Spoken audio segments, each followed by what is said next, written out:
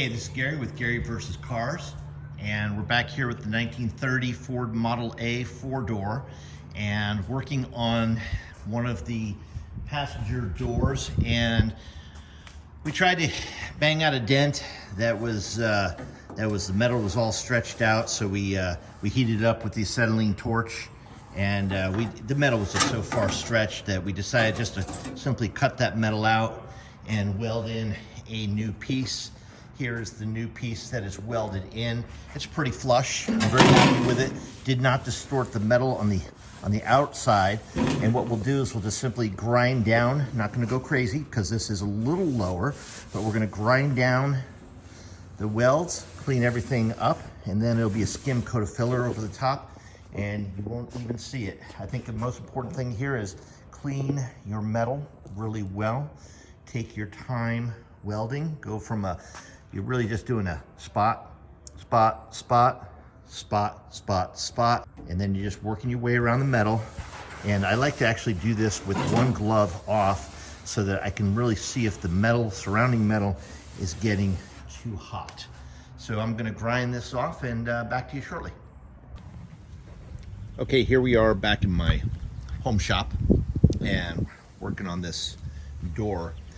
And what I've done is I've done a first pass of just welds all the way through, and then I've ground them down. And what I like to do is I like to use a cutoff wheel on its side like this. It gives me the best control. And you want to kind of cut it at an angle as opposed to running back and forth, because you're going to create a valley on either side. And you want to be very careful to not hit your parent metal, especially on this first pass of knockdown. What I'm trying to do is knock down and see where I need to add, I don't know if I can zoom in, where I need to add a few spot welds to cover some of the gaps. And if you just simply try to weld over a weld, it doesn't penetrate. So you have to knock it all the way down, or get it close, and then go in and fix your little spots where it's not, where the weld has not penetrated. There is a slight buckle. This is a large panel here, but this will smooth out with some filler. And you really only need to knock it down just below the crown. Make sure there's no crown in your weld. So after I knock these down and I go back and I MIG weld the little spots that I've missed, I'll sand those down. I'll then go to a flap wheel, a flap disc. And for what it's worth, I bought these both at Harbor Freight. They were like 30, 40 bucks a pop. You know, I've had some really expensive grinders that have just failed on me. And for 30, 40 bucks, you can't beat it. So I bought a couple of them.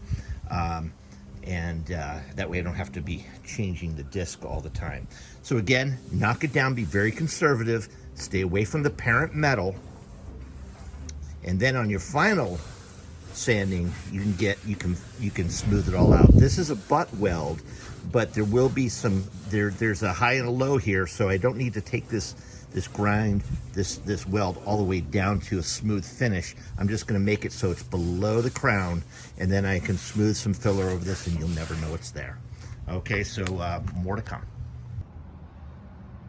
Okay, here you can see just some touch-up welds that will get ground down.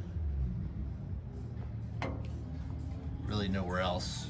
Just making sure there are no pinholes, because you don't want the pinholes, because moisture can come in through the back. It'll affect your filler, which is not a good thing. So I'll grind those down, clean the panel off further, and go from there. Here is the metal prep. And what I like to do is I use this SCT from Eastwood. I've shown this in other videos. This thing is just an absolute beast. I've got a wire brush head on it, and it really has done a great job at grinding down and getting the carbon out of the weld joints. I'm going to take some acetone and just really get in there, and I'm then going to blow it out, make sure there's no debris in there, because I don't want anything lurking behind ruining a paint job. And as you well know, a paint job really starts with the prep, and the prep is really all the way down to the metal. So next step is acetone wipe, and then I'm gonna grind acetone wipe just on the metal part here, and then I'm gonna scuff the entire, because this has epoxy, excuse me, this has a powder coat epoxy on it after it was sandblasted. So I don't want to put acetone on that because that'll just gum up the epoxy. So I'll use a water-based wipe for a final. So acetone, then 40 grit, because I don't want to smear around any grease, and then a final wipe. And then onto filler. Okay, here we are with the panel fully scuffed, and in general, anytime you see shiny, you really shouldn't put body filler or other materials over shiny as a general rule. So I scuffed, after cleaning the panel thoroughly, I scuffed it with a 40 grit to give it the filler tooth. I was careful not to break through, for the most part, well, you can see it right here, but I was careful not to break through the powder coat epoxy primer, because that is protecting what's underneath. And actually, this powder coat stuff is super strong, so it's hard to come through that stuff. But nonetheless, and I did identify there's a little dent down here that'll need some attention. So right now, I'm going to skim the entire panel. Most of that will come off. I think if you just do a patch right here, you're going to see that in the final product. So it's important to work through the whole panel. So I'll skim that and then block it down. Okay, here we are after the first coat of filler. And what I had done was, we knew this was going to be lower here. So I wanted to identify the floor, if you will, of where my metal is. And once you see metal, you got to stop sanding, because metal does not sand away, but the filler on either side will. So, and then you notice here I tape off, and that's just to keep the lines clean. You know, I'll pull that tape off here in a few minutes once I come up here and touch this, but that's just to keep the filler off of other parts. But so far I'm happy with this. So there's gonna be a skim coat, another skim coat on here. This is not thick. So a skim coat here, and I'll just block it down and then keep going. Well, I continue to work on the obvious part, which is this low spot right here. By skimming the entire panel, I found this low spot and this low spot. So this is obviously a high, can't go any further, but you can feel it low here and then low here, because this is a high, this is a high, this is a high. So a little skim there, come right across to fill that. I knew the one down here, which is gone, but I did not see that top one. So this is just going to require a little more right in through here, and then more knocked down. And then once I get it fairly even, that's when I go back and I will do another skim coat. I may actually tap this down just a little bit, just a couple light taps to bring that down just a tad right there, because I feel like it's higher than it should be. All right, it's a couple days later, and I'm still working on the door for the 30 Model A Fordor, and it's coming along. It needed a little more work than I initially anticipated. I've ended up putting another skim coat across the entire panel, blocking it with a long block at 80. And as you can see here, this is metal right here, so I want to stay away from that. Coming along here, still a little dip right here. I do feel it's a little high through here and still a little high through here. So rather than just going in and digging this dip out where you can see where it hasn't been touched, you got to sneak up on it. You got to come in, you got to attack it from all areas that are high. And if there's still a dip there, then you skim it and you attack it again. Down here you can see, I don't know if you can see it too well, but there's still a little bit right here. I'll put a guide coat on here, but I have a lot of filler right here. You can still see it on this edge. So I still have plenty of time to work this down, because I haven't touched the edges here, to work this down and through here. So I'm gonna work this down, and then I'm gonna sneak up on this. Over here, you can see I've touched metal right here. So along here, that's my high. So I'm gonna try to sneak in a little bit right here, and if I have to, I'll put another little skim right there. Over here is yet another little low, but again, if I hit this valley or this hill right here, it'll come down. And what I'm doing is 80 grit from end to end. And I can even feel the highs when we go over it with this longboard. Low, high. So, and you're gonna go in a crisscross fashion, just like that. So this panel is concave this way, and it's concave this way. When I'm done here, it'll get 3 coats of the high build polyester.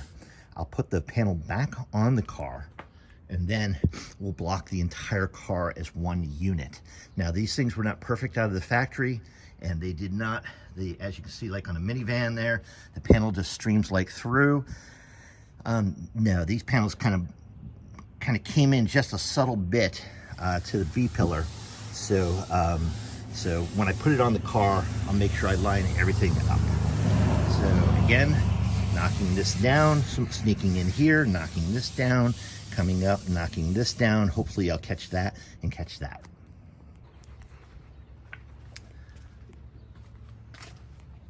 Okay, this has been 3 coats of filler, sanded down with 80 grit, then put a guide coat on there, did 120 grit, put another guide coat on there, did 180 grit, and each successive grit, I'm trying to remove the sanding scratches of the grit before it. I'm really happy with how this came out.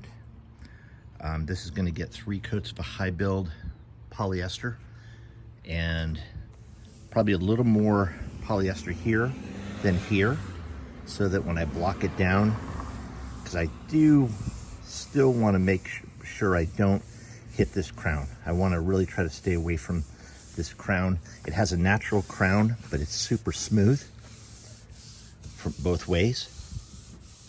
But I want to make sure I protect that. I don't want to build this up too much. Next, this afternoon, I got to take the family to the beach in a little bit. So this afternoon, I'm going to come back and I'm going to hit this one. And then tomorrow we'll put them in high build epoxy. And here is the trunk lid of my 29, which is right there. My 27 is right there.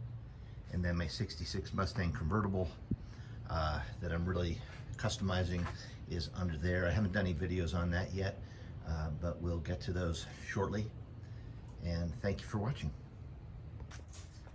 Okay, so I thought I wasn't going to show the second door, but I think it's worth showing because a friend of mine came over the other day and said, man, that door looks great. You should just paint it as it is. And I'm like, no, there's some subtle dings in this thing that are going to show up. He's like, no, there aren't. This door is perfect. But as you can see, this is a ripple right here. This needs to be filled. That actually needs to be tapped down, or this needs to be pulled up, and that needs to be tapped down a little bit. There's a dent right here. You can see when I sanded this, it didn't touch. So there's a dent right there that needs to be straightened. And then there's another dent right here, which hopefully we can just pop and then put a little filler on. And there's a few little dings. These will get covered up by high build epoxy, but it's just an example of you really want to get it right while you're down at the bare metal, because you don't want these little things showing up as waves in your final product. So not too much work to be done here, maybe a couple hours of just really trying to take your time, sneak up on these dents, and take them out. So I'm not going to show the rest of this. I'm going to end the video here, so thank you. Okay, we're in the paint booth, and I just put on 3 coats of high build polyester on all 4 doors. Up at the windows, I only put 1 coat up there only because it's super smooth up there and I don't want to be digging high build out of all those creases. But as you can see, I think it came out rather nice. As I trip over things. And next step is I'm just going to let this sit for a couple weeks. And we're going to then start blocking it. So thank you for coming along. This has been very enjoyable. If you like, please give me a thumbs up and subscribe, and hope you enjoyed it. Thank you. Have a great day.